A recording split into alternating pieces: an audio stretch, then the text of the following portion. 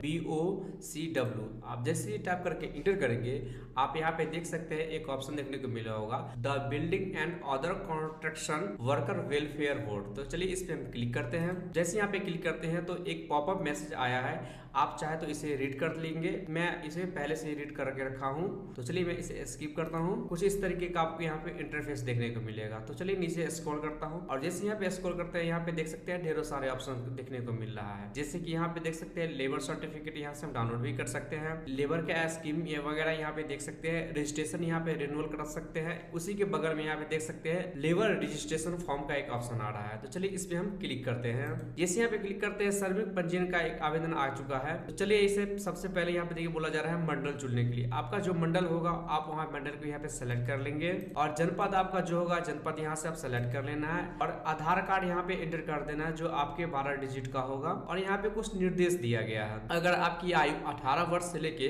60 वर्ष तक है तभी आप अप्लाई कर सकते हैं। लेकिन और दूसरा कंडीशन यहाँ पे ये है कि आप एक साल में कम से कम आप 90 दिन तक कार्यरत होंगे तभी आप यहाँ पे रजिस्ट्रेशन कर सकते हैं। तो चलिए यहाँ पे हम सबसे पहले अपना आधार कार्ड एंटर कर देते हैं और यहाँ सर्च पे हम क्लिक करते हैं और यहाँ पे देखिए OTP वाला ऑप्शन आ चुका है। यहाँ पे OTP भेजे पे हम क्लिक करते हैं तो यहाँ पे देख सकते हैं एक सक्सेस का मैसेज आ चुका है। आपके आधार कार्ड से जो नंबर रजिस्टर्ड है उस पर एक OTP सेंड कर दिया गया होगा। चलिए मैं इस पे क्लिक करता हूँ। इस OTP को यहाँ पे हम इंटर करते हैं। यहाँ पे OTP इंटर कर दिया और कैप्चा दिया गया है, कैप्चा को हम यहाँ पे इंटर कर दिए है। लेकिन कैप्चा यहाँ पे आपको ध्यान से भरना है। जैसे कि यहाँ पे देखिए मेरे केसेस में दिया हो गया है 42 + 84। यहाँ पे प्लस है तो प्लस आपको इंटर नहीं करना है, दोनों को ऐड करके आपको यहाँ पे इंटर करना है, खास करके जब आप लेबर अप्लाई करते होंगे तब। तो चलिए सारा कुछ डिटेल्स यहाँ फिल कर लिए और यहाँ पे आप प्रमाणित करे पे क्लिक करते हैं। तो यहाँ पे देख सकते हैं मेरा आधार कार्ड जो डिटेल्स है यहाँ पे फेच कर लिया गया है। जैसे कि मेरा यहाँ पे आधार वाला फोटो देख सकते हैं, डेट ऑफ बर्थ देख सकते हैं, यहाँ आधार नंबर देख सकते हैं, एड्रेस देख सकते हैं, फादर नेम देख सकते हैं, मदर नेम देख सकते हैं। सारा डिटेल्स यहाँ पे फिल कर लिया गया। कुछ डिटेल्स यहाँ हमको मैन्युअली फिल करना होगा। तो चलिए यहाँ पे फिल कर लेते हैं। ठीक है दोस्तों, ये वीडियो तो चलता रहेगा। एक छोटा सा आपका फायदा की बात कर लेता हूँ। आप हमसे कांटेक्ट करके फूड लाइसेंस यानी कि FSSAI license, GST registration, ITR filing, चाहे वो करंट ITR हो या बैक ईयर का ITR हो या आपको अपने बिजनेस का MSME सर्टिफिकेट हो या इन सब सर्टिफिकेट का किसी अगर आपके पास में है तो आप इंटर कर सकते हैं, नहीं है तो कोई दिक्कत नहीं है। और यहाँ पे अंग्रेजी में इंटर करना है नाम और यहाँ पे हिंदी में इंटर करना है अपना नाम। उसके बाद नीचे आ जाते हैं पिताजी का फिर इंग्लिश में नाम इंटर करना है और यहाँ पे हिंदी में इंटर करना है। उसी प्रकार से अब माता जी का इंग्लिश में यहाँ पे इंटर करना है और यहाँ पे हिंदी में इंटर करना है नाम। कार्य का प्रकार यहाँ पे सिलेक्ट करेंगे और आप जो भी कार्य करते हैं, पढ़ाई करते हैं, कुआ खोदते हैं, रोलर है या पुताई करते हैं या लोहार है, आप जो भी काम करते हैं इन सारे यहाँ पे ऑप्शन दिए गए। आप यहाँ पे अपने हिसाब से यहाँ पे सेलेक्ट कर लेंगे। आपको पूछा जा रहा है वैवाहिक स्थिति, आपको वैवाहिक स्थिति जो है आप यहाँ पे सेलेक्ट कर लेंगे। मैरिड है या शादीशुदा है या विधवा है, आप जो भी आप सेलेक्ट कर लेना अपने हिसाब से। और यहाँ वर्ग में आ जाते हैं, आपका जो भी वर्ग है, अनुसूचित जनजाति है, अनुसूचित जाति है या अल्पसंख्यक है या सामान्य है, अपने हिसाब से यहाँ सेलेक्ट कर लेना है। और यहाँ पे ईमेल ऑप्शनल दिया गया है। अगर आपके पास ईमेल है तो आप यहाँ पे इंटर कर सकते हैं, अदरवाइज इसे इग्नोर कर सकते हैं हम। तो यहाँ पर नेक्स्ट पे आ जाते हैं शैक्षणिक योग्यता पे आ जाते हैं और यहाँ पे बोला जा रहा है कि आप कहाँ तक पढ़ाई लिखाई किए हुए हैं। यहाँ पे देख सकते हैं निरक्षर से लेके आपको यहाँ पे ITI तक दिया गया है। आप अपने अकॉर्डिंग यहाँ पे सेलेक्ट कर लेना है। और चलिए यहाँ पे आ जाते हैं नेक्स्ट पेज पे, एड्रेस डिटेल्स पे आ जाते हैं। सबसे पहले पूछा जा रहा है कि आपका जो कार्यरत है वो कहाँ पे है, तो आप अपने ही अकॉर्डिंग यहाँ पे सेलेक्ट कर लेना है। आपका तहसील जो भी है उस चीज को यहाँ पे सेलेक्ट कर लेना है, कहाँ पे है, गौरीगंज है, तिलोई है, मुसाफिर खाना है, आपका जो भी है उस चीज को यहाँ पे सेलेक्ट कर लेना है। और यहाँ पे देखिए नगर निकाय आपका कौन सा है, नगर निकाय है या विकास खंड है, उस चीज को यहाँ पे सेलेक्ट कर लेना है। और एक इंपॉर्टेंट बात यहाँ पे ये है कि आप देखिए जो स्टार लगा हुआ है रेड कलर का, आपका जो स्टार लगा हुआ है उसको वहाँ पे फिल करना ही पड़ता है। तो आप उस फिल किए बिना आप आगे नहीं बढ़ सकते हैं। तो ध्यान रखना है, उस चीज को यहाँ पे आप इग्नोर नहीं करना है। चलिए यहाँ पे विकास खंड पे आ जाते हैं और यहाँ पे अपने हिसाब से आप विकास खंड में सेलेक्ट कर लेंगे।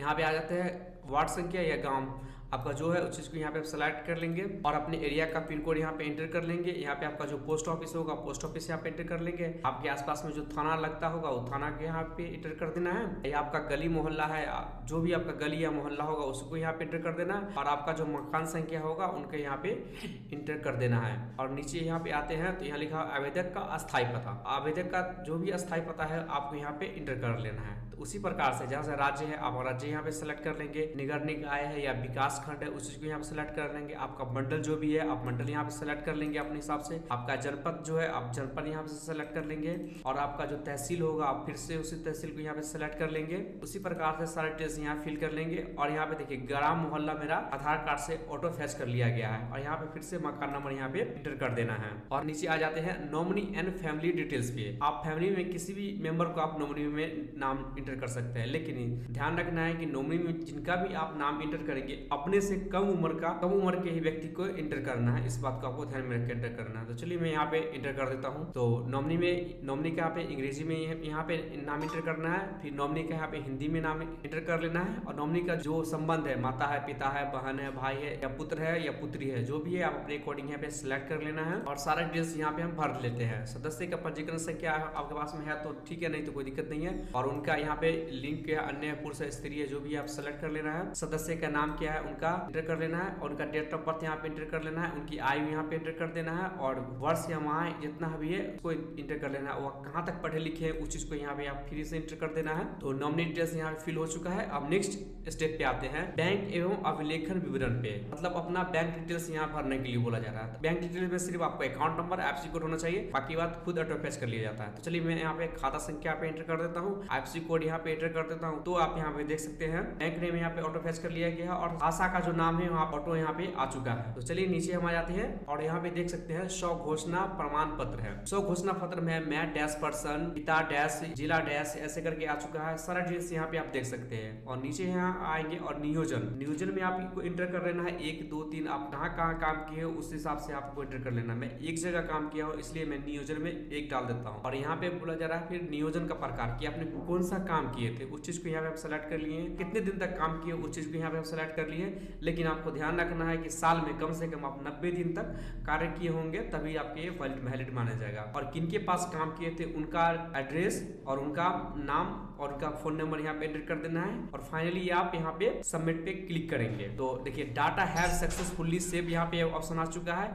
अब चलिए इस पे हम क्लिक करते हैं। तो यहाँ पे देख सकते हैं पंजीयन शुल्क का विवरण यहाँ पे 20 रुपये आपको पेमेंट करने के लिए बोला जा रहा है। तो आप चाहे तो आप 1 वर्ष 2 वर्ष या 3 वर्ष के लिए ले सकते हैं, जो कि आप चाहे तो 1 वर्ष लीजिए या प्रत्येक साल आप इसे रिन्यूअल करवा सकते हैं। यहाँ पे देखिए स्वघोषणा पत्र यहाँ पे कुछ दिया गया है, 5 टाइप के है, आप चाहे तो इसे रीड कर सकते हैं। तो चलिए मैं इसे सारा कुछ मैं यहाँ पे सत्यापन करता हूँ और फाइनलाइज पे हम क्लिक करते हैं।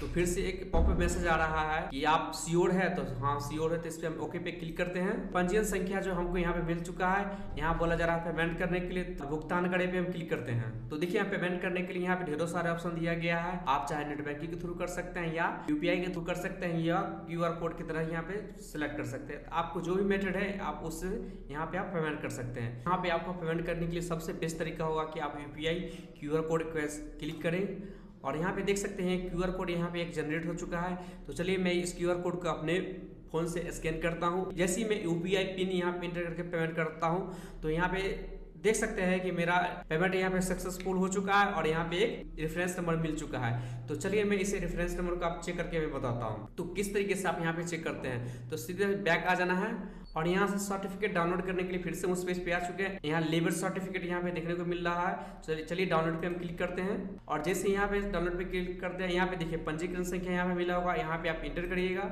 यहाँ पे कैप्चा को डालिएगा और सबमिट पे कीजिएगा। तो आप वहाँ से चेक कर सकते हैं कि आपका लेबर कार्ड वहाँ पे बना है कि नहीं बना है। तो कुछ इस तरीके से आप इसे अप्लाई कर सकते हैं। Thank you for watching this video, धन्यवाद। चलिए दोस्तों ये वीडियो